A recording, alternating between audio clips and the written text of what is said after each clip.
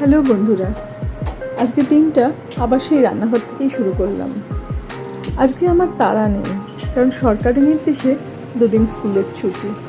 প্রচণ্ড গরম পড়েছে। আগের দিনকে তোমাদেরকে দেখাচ্ছিলামই, বাচ্চারা খুব কষ্ট পাচ্ছিল। যাই হোক, দিনের শুরুটা আমাদের চা দিয়েই শুরু করলাম। একদিকে বসিয়ে দিয়েছিলাম চা, আর একদিকে দুধ জাল দেওয়ার জন্য। তারপর মা আর আমি দুজন মিলে বসে গেলাম চা খেতে। মায়ের যত গল্প চায়ের টেবিলেতেই। মা যা যা কী করতে হবে না করতে হবে সব কিছুই মা এই চায়ের টেবিলে আমার সঙ্গে আলোচনা করে। তারপরে আবার চলে গেলাম রান্নাঘরে। চালটাকে ভিজিয়ে রাখলাম। চালটা ভিজিয়ে রাখলে না ভাতের চালগুলো খুব লম্বা হয় এবং ভাতটাও খুব তাড়াতাড়ি হয়ে যায়, তাই এই কাজটা আগেই সেরে রাখলাম। ওদিকে আবার শুনতে পাচ্ছি কলিং বেল বাজাচ্ছে। আমাদের দুধের প্যাকেট দিতে চলে এসেছে। তাড়াতাড়ি করে গিয়ে আবার দুধের প্যাকেটটা নিয়ে নিলাম, ধুয়ে টুয়ে রাখলাম। মা কিন্তু বসে আছে, তার কারণ হচ্ছে যে আমার চাটা কিন্তু তখনও পুরো খাওয়া হয়নি, তাই লক্ষ্য রাখছিল চায় যেন কিছু না পড়ে। তাড়াতাড়ি করে আবার চলে গেলাম রান্নাঘরেতে। রান্নাঘরে আজকে বসিয়েছিলাম একটু মাছের ঝোল। মাছের ঝোলটা না আজকে আমি একটু অন্যরকমভাবে বানিয়েছিলাম। ওই সাদা জিরে, কালো জিরে, একটু লঙ্কা, আদা, টমেটো আর ধনেপাতা একসঙ্গে বেটে নিয়েছিলাম।